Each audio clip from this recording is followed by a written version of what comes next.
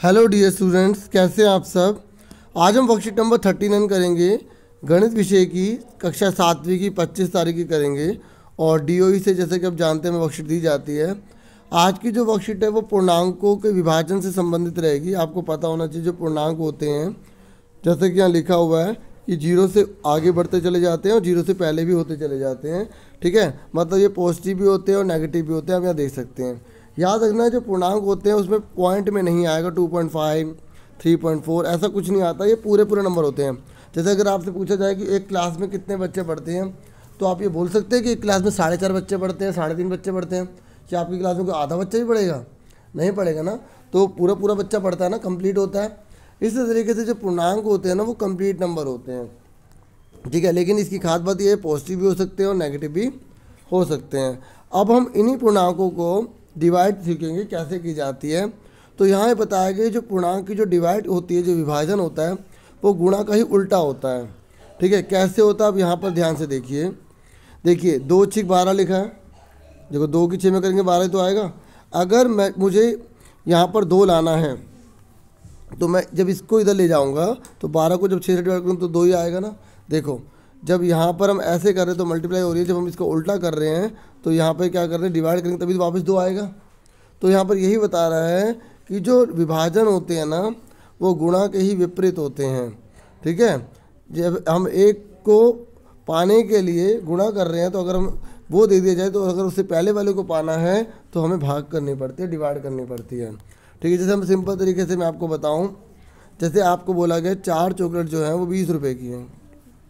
ठीक है, तो 4 चॉकलेट जो हैं वो 20 रुपये की हैं। ठीक है, तो अगर आपसे एक चॉकलेट निकालने के लिए कहा जाएगा तो आप डिवाइड ही तो करोगे, 5। और अगर आपको इसका उल्टा करना है, अगर आपको ये पता लग जाए कि आपके पास 4 चॉकलेट और एक चॉकलेट 5 रुपये की है, तो आप कैसे निकालोगे टोटल 5 चॉकलेट कितने के, तो 7 चॉकलेट कितने के, तो 20 रुपये की ना, मल्टीप्लाई करोगे ना। तो वही चीज़ है, मतलब जो डिवाइड होती है वो मल्टीप्लाई का विपरीत ही होती है। जैसे यहाँ पर एक और एग्जांपल आप दे सकते हैं। यहाँ पर देखिए 8 × 72 होता है, 72 आ रहा है। जब आपको 72 दे दी जाए तो जब आप इनको नंबर में से कोई एक नंबर निकालना चाहते हैं तो दूसरे नंबर को यहाँ पे डिवाइड करोगे तभी वो पहला नंबर निकलेगा। ठीक है, ऐसे आप ये भी देख सकते हैं। ऐसे ही यहाँ पे 4 × 12 आ रहा है ना, 4 × 12। तो अगर आपको 4 या 3 लेकर आना है तो दोनों में से एक नंबर को जब आप यहाँ पे लिखेंगे तो डिवाइड करेंगे तभी दूसरा नंबर आएगा। ऐसे ही अगर आप यहाँ 4 लिखेंगे तो 3 आएगा। समझ में आ गई? आगे देखिए, ये कह रहा है आओ थोड़ा और जान लेते हैं। ये याद रखना कि अगर 2 इंटीजर को यानी कि 2 पूर्णांकों को डिवाइड कर रहे हैं तो वो डिवाइड हो सकती है। ठीक है, लेकिन b जो है ना वो 0 नहीं होना चाहिए। एक बात और आपने नोटिस करा, इसमें आपने नोटिस करा कि यहाँ पर जो माइनस था ना, हमने डिवाइड b में लिख रहे थे, तो हमने जब इसको सोल्व करा तो यहाँ a के आगे लगा दिया। तो ऐसा हम लगा सकते हैं। ठीक है, माइनस को ट्रांसफ़र किया जा सकता है। जैसे अगर 4/-3 है और -4/3 है तो दोनों इक्वल ही होते हैं। ठीक है, माइनस नीचे लगाओ या ऊपर लगाओ फ़र्क नहीं पड़ेगा। ठीक है, समझ में आ गया आप सबको? ठीक है, यहाँ पर एक बात और देख लीजिए, लेकिन पूर्णांकों के लिए भाग क्रम विनिमय नहीं होती। इसका मतलब पता है क्या होता है? देखो आप माइनस को तो ऊपर नीचे ले जा सकते हो, लेकिन अगर आप ये सोचो कि 8 को 4 से डिवाइड करो या 4 को 8 से डिवाइड करो सेम होता है, तो आप ये गलत सोच रहे हैं। ठीक है, क्रम विनिमयता का मतलब होता है कि जैसे a divide b divide a हो सकता है, नहीं हो सकता? तो बोलोगे नहीं हो सकता, क्योंकि खुद सोचो अगर 8 को आप 4 से डिवाइड करो या 4 को 8 से डिवाइड करो तो सेम आएगा? नहीं आएगा ना। अगर 8 डिवाइड 4 तो इसका मतलब होगा 8/4 और 4 डिवाइड तो 4/8। तो यहाँ काटोगे तो 4 × 2 = 8, 2 आ रहा है। यहाँ 4 × 1 = 4, 4 × 2 = 8 या 1/2 आ रहा है। ठीक है, कितना आ रहा है? 1/2। तो इसका मतलब सेम हो सकता है? ठीक है, नहीं हो सकता ना। इसका मतलब ये हुआ, एग्ज़ाम में ना ऑप्शन में पूछेगा क्या पूर्णांकों के लिए भाग क्रम विनिमय होता है, आप बोलोगे नहीं होता। ठीक है, समझ में आ गई? आगे देखिए, ये कह रहा है अगर 2 ऋणात्मक पूर्णांक होते हैं तो आंसर क्या आएगा? ये आएगा। कहने का मतलब यह है कि अगर -3 को डिवाइड -4 से कर रहे हो तो आप दोनों के माइनस कैंसिल करके 3/4 लिख सकते हो। समझ में आ गई? जब 2 माइनस है तो वो कैंसिल हो जाते हैं। और ये कह रहा है किसी भी पूर्णांक को अगर -1 से भाग देने पर वही पूर्णांक नहीं मिलता है। हमने एक और चीज़ सीख ली कि अगर हम -8 को माइनस से मल्टीप्लाई कर रहे हैं तो हमारा आंसर जो है 8 आएगा, माइनस गायब हो जाएगा। समझ में आ रही है? इसमें हमें ये बताने की कोशिश की गई है। क्लियर हो गया। जैसे -8 को अगर हम -1 से डिवाइड कर रहे हैं, ठीक है, और यहाँ पर -8 को 1 से डिवाइड करें तो सेम आएगा? नहीं आएगा, क्योंकि यहाँ तो माइनस कैंसिल हो जाएगा, यहाँ नहीं हो पाएगा, ठीक है, और यहाँ -8 आएगा, यहाँ प्लस का 8 आएगा, तो बराबर नहीं है। तो इसका मतलब ये हुआ, हमने सीखा कि -1 से डिवाइड करो या मल्टीप्लाई करो, ठीक है, सेम आंसर नहीं आएगा, ठीक है। अगर देखो यहाँ पर, देखो यहाँ पर -8 से डिवाइड करा -1 को, यहाँ 8 आया, और यहाँ पर केवल 8 था तो -1 से डिवाइड करा, अलग आंसर आ रहा है, अलग आ रहा है ना, इस तरीके से। हालांकि इनको जो एग्जाम्पल है 1 को लेकर करना चाहिए था, ठीक है। चलो ये भी बता दो, ये भी सही है, कोई दिक्कत नहीं है। देखो किसी पूर्णांक को -1 से भाग देने पर वही पूर्णांक नहीं मिलता। देखो यहाँ -8 को भाग करा 8 आया, और 8 को करा -1 से तब -8 आया, क्योंकि यहाँ पर माइनस था और यहाँ पर माइनस नहीं था, इसलिए अलग अलग आंसर आया। अगला देखो ये कह रहा है, अगर ए को 1 से डिवाइड करोगे तो ए आएगा, लेकिन ए को अगर 0 से डिवाइड करोगे तो ये पॉसिबल नहीं होता।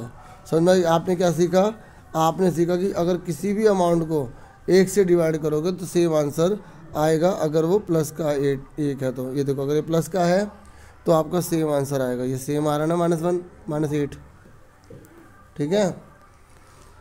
अब जैसे 11 को डिवाइड करोगे 1 से तो 11 ही आएगा, ठीक है। अगर आप -7 से डिवाइड करोगे 1 को तो -7 ही आएगा, ठीक है। तो ये कह रहा है, तो आगे कह रहा है पूर्णांकों के लिए भाग साहचर्य नहीं होती। इसका मतलब पता है क्या होता है? कि देखो इसका मतलब होता है कि जैसे A divide B divide C, जैसे हम कर रहे हैं, तो पहले हमने इन दोनों की डिवाइड करी, ठीक है, या हमने क्या करा, A को बाद रख दिया, B और C की पहले डिवाइड कर दी, तो ये सेम नहीं आएगा, ठीक है। अगर हम इसकी डिवाइड करेंगे, ठीक है, और अगर हम इसकी डिवाइड करेंगे तो आंसर अलग अलग आएगा। जैसे यहाँ पे एग्जांपल मैं आपको कोई और लेके दिखाता हूँ, ठीक है। आप देखिए एग्जांपल, थोड़ा सा मुश्किल लग सकता है लेकिन आराम से समझना। मैं प्लस के ले लेता हूँ ताकि आपको इसलिए, ठीक है। आप देखिए आराम से, 4 डिवाइड 2 ले लिया, और यहाँ पे 4 डिवाइड 2 ले लिया, ठीक है। अब इसमें हमने पहले इस पे लगा दिया, ठीक है, और इसमें हमने इस पे लगा दिया, तो क्या आंसर सेम आएगा? देखो सेम अमाउंट लिखी है ना, क्या आंसर सेम आएगा? देखो जब ब्रैकेट लिखा होता है तो पहले ब्रैकेट वाले को सोल्व करते हैं, तो 2 को डिवाइड करेंगे 4 से तो कितना आएगा? 2 आएगा यहाँ पे, और डिवाइड 2 उतार लिया, ठीक है। और यहाँ देखो 4 डिवाइड, अब यहाँ पे पहले ब्रैकेट लगा तो इसको सोल्व करो, 2 को 2 डिवाइड करो 1 आ गया। अब यहाँ 2 को 2 से डिवाइड करो 1 आएगा ना, और यहाँ पे 4 को 1 डिवाइड करो 4 आएगा, तो बराबर आ रहे हैं। इसका मतलब ये हुआ कि अगर हम सेम अमाउंट लिखते हैं और साहचर्य का यूज़ करते हैं तो सेम आंसर नहीं आता। तो आपको याद रखना है कि पूर्णांकों में भाग में साहचर्य नहीं होता, ठीक है। मतलब अगर हम अलग अलग ब्रैकेट का यूज़ कर दें, ठीक है, सेम अमाउंट पर ब्रैकेट अलग अलग जगह लगा दें तो आंसर सेम नहीं आएगा। लेकिन अगर प्लस में करते तो देखो, मैं आपको पहले इजी समझाता हूँ। यहाँ मैंने 2 ले लिया, देखो प्लस में, देखो प्लस वाला हम पहले पढ़ चुके हैं वैसे, ठीक है। ये देखो मैंने यहाँ कर दिया, अब क्या आंसर सेम आएगा? देखो 4 3 7 प्लस 2, पहले ब्रैकेट वाला सोल्व करना होता है, 3 4 2 6 7 8 9 9, ठीक है। बच्चों थोड़ी तबीयत खराब है, उम्मीद कर रहा हूँ आपको समझ में आ रहा होगा, ठीक है। तो 9 और 9 बराबर आ रहे हैं, आ रहे हैं नहीं आ रहे? आ रहे हैं ना। तो इसका मतलब क्या हुआ कि ये साहचर्य जमा में पाया जाता है, जमा में साहचर्य पाया जाता है। तो बस यही आपको छोटी छोटी चीज़ें याद रखनी है। चलो अब हम वर्कशीट पर आ जाते हैं। बहुत ही इजी वर्कशीट है, बहुत ही इजी। सबसे पहले आप कॉपी पर जो है ये उतार लीजिएगा, और मैं तो बच्चों को एडवाइस करता हूँ कि बच्चों पूरा उतारा करो सारा, ठीक है। अब देखो, अब आपको आंसर फटाफट बताने हैं। -30 को 10 से डिवाइड करोगे कितना आएगा? जल्दी बताओ। देखो इसमें माइनस है, ठीक है, और यहाँ 10 है तो कितना आएगा? माइनस का 3 आएगा। सीधा आंसर लिखते जाओ। 3, देखिए 10 के टेबल में 30 कौन सा नंबर 3 नंबर पे आता है, माइनस है तो माइनस लगा रहेगा, अभी हमने सीखा था। अब यहाँ पे देखो 5 के टेबल में 50 कौन सा नंबर पे आता है, ठीक है, 10 नंबर पे आता है, वेरी गुड, ठीक है, माइनस लगा रहेगा। 75 है, दोनों सेम हो गए, तो 75 को 75 से डिवाइड करके देखोगे तो 1 ही आएगा, ठीक है। समझ में आ रही है? तो इसका मतलब यहाँ पर कितना आएगा?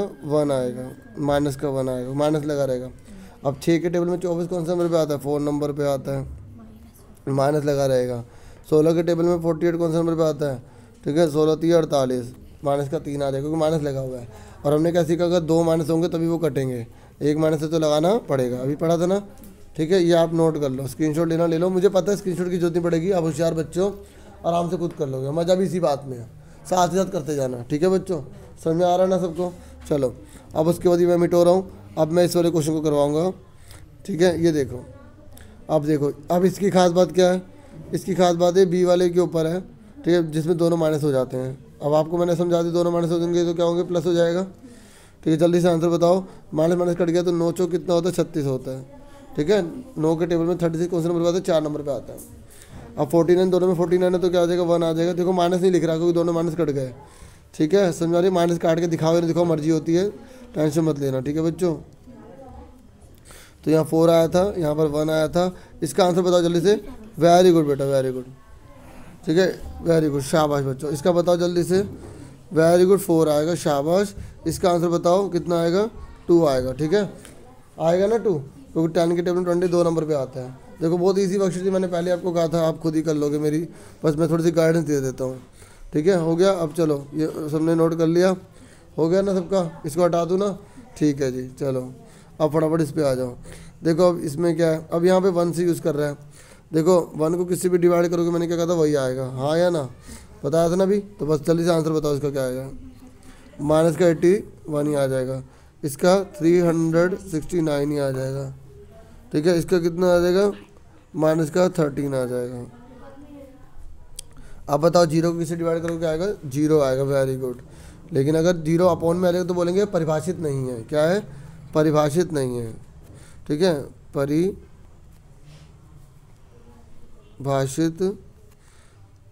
नहीं है। ठीक है, समझ में आ गया, क्योंकि 0 अगर बटे में आते परिभाषित नहीं है। अब आप आराम से नोट करना, नोट कर लो। ठीक है, समझ में आ गया होगा। 0 जब ऊपर आएगा तो देखो 0 को अगर -12 से डिवाइड करेंगे तो 0 आएगा। लेकिन अगर 0 अपॉन में आ जाता है तो हम इसको, इसका आंसर ना अनंत हो जाता है। क्या हो जाता है, अनंत। तो इसलिए हम इसको लिखते हैं परिभाषित नहीं है। समझ में आ गया। एक बार मैं आपको ऊपर भी दिखा देता हूँ, ये देखिए, ये देखो, ये लिखा ना परिभाषित नहीं है। ठीक है, जब 0 नीचे आता है तो हम लिखते हैं, लेकिन अगर 0 ऊपर आएगा तो हम परिभाषित लिख देंगे। समझ में आ गई। चलो अब उसके बाद आगे आ जाओ। अब देखो बच्चों, ये क्वेश्चन में बोला गया 5 ऐसे पूर्णांक बताओ। अपने आप आपको अपने दिमाग से बताना है कि जैसे ए और बी को डिवाइड करने में -3 आता है, तो ये कह रहा है कि आप ऐसे ऐसे एग्जाम्पल दे सकते हो, 2 ऐसे एग्जाम्पल दे सकते हो जिसको डिवाइड करने में -3 आता हो। जैसे इन्होंने एग्जाम्पल दिया कि 6 को 2 से डिवाइड करेंगे तो -3 आएगा। क्या आप ऐसे एग्जाम्पल दे सकते हो। इससे कितने एग्जाम्पल बोले हैं, 5। मुझे पता 50 बता दोगे, हाँ या ना। देखो आंसर आपका -3 आना चाहिए बच्चों। आपको ना आंसर हमेशा -3 लाना है। तो ऐसे कौन सी 2 डिजिट लोगे जिससे -3 आ जाए। ठीक है, 5 एग्जाम्पल देने हैं, तो हम फटाफट, मैं आपको 5 एग्जाम्पल यहाँ देख के दिखाता हूँ। ठीक है, फटाफट देखिए। पहला, आप खुद भी सोच सकते हैं, -3 आपको आंसर में -3 चाहिए। ठीक है, जैसे अगर आपने यहाँ 9 लिख लिया तो आप किससे डिवाइड करोगे कि -3 आ जाए। आप 3 से डिवाइड करेंगे। ठीक है, अब माइनस यहाँ लगा लो या यहाँ लगा लो, आपकी मर्जी है, हाँ या ना। तो मैंने यहाँ लगा लिया। ऐसे एक एग्जांपल और ले लेते हैं। मैंने यहाँ पर, मुझे आंसर में -3 चाहिए, मुझे पता है, यहाँ कोमा लगा लेना, क्योंकि आप 5 एग्जांपल देंगे ना, कोमा लगाते रहेंगे। ठीक है, यहाँ पर मैंने डिवाइड, यहाँ पर मैंने ले लिया 12। ठीक है, तो 12 को किससे डिवाइड करूँ कि 3 आ जाए। तो मैंने क्या ले लिया, यहाँ पर 4 ले लिया। मैंने माइनस इस पर यहाँ लगा लिया। और हमें पता है ना माइनस कहीं भी लगा सकते हैं, ऊपर लगाओ नीचे लगाओ एक ही बात होती है। ठीक है, कलर चेंज कर लूँ। ठीक है, कलर चेंज कर लेते हैं। ठीक है, तीसरा बताओ। मैंने यहाँ पे 15 ले लिया, अपनी मर्जी से लेना है आपको, कोमा लगाते रहना। ठीक है, 5 एग्जाम्पल देने हैं, तो बताओ कितना लेंगे। Very good, 5। यहाँ इस बार यहाँ माइनस लगा लिया, क्योंकि हमारी मर्जी है, हमें पहले से पता है -3 आंसर आना है। ठीक है, चौथा एग्जाम्पल बताओ अपने आप। ठीक है, चौथा एग्जाम्पल मैं यहाँ लिख देता हूँ, आपको कॉपी पे नीचे उतारना है, यहाँ मत उतारना। ठीक है, तो मैंने यहाँ पर इस बार 18 ले लिया। ठीक है, अपनी मर्जी से कुछ भी लेते रहो, और डिवाइड करने पर बताओ आपको आंसर क्या चाहिए, -3 चाहिए। तो बताओ यहाँ पर क्या लिखोगे, वेरी गुड, 6 लिखोगे। शाबाश बच्चों, बहुत अच्छा। ये एग्जाम में बहुत बार क्वेश्चन आया हुआ है। ठीक है, तो आप आराम से करना। इस बार मैंने 30 ले लिया बच्चों। ठीक है, और डिवाइड, आंसर में मुझे -3 चाहिए। एग्जाम में ऐसे कोई 3 की जगह कुछ और बोल देगा, तो कितना लेंगे, 10 लेंगे। अब माइनस का लगाऊँ, यहाँ लगा लेते हैं। ठीक है, तो देखो हो गए ना 5 एग्जाम्पल। ठीक है, हो गए ना 5। तो इस तरीके से देखो बहुत सारे बना सकते हो। अगर यहाँ -3 की जगह एग्जाम में बोलेगा -10, -8 बना लोगे ना क्वेश्चन, मज़ा उसी बात में जब आप खुद बना पाओ। तो स्क्रीनशॉट ले लो आप, लेना है तो आज की वीडियो इतनी बहुत थी, उम्मीद करता हूँ आपको समझ में आ गया होगा। तो आपसे फिर मिलेंगे नेक्स्ट वीडियो में। Thank you for watching and listening carefully. Take care dear students.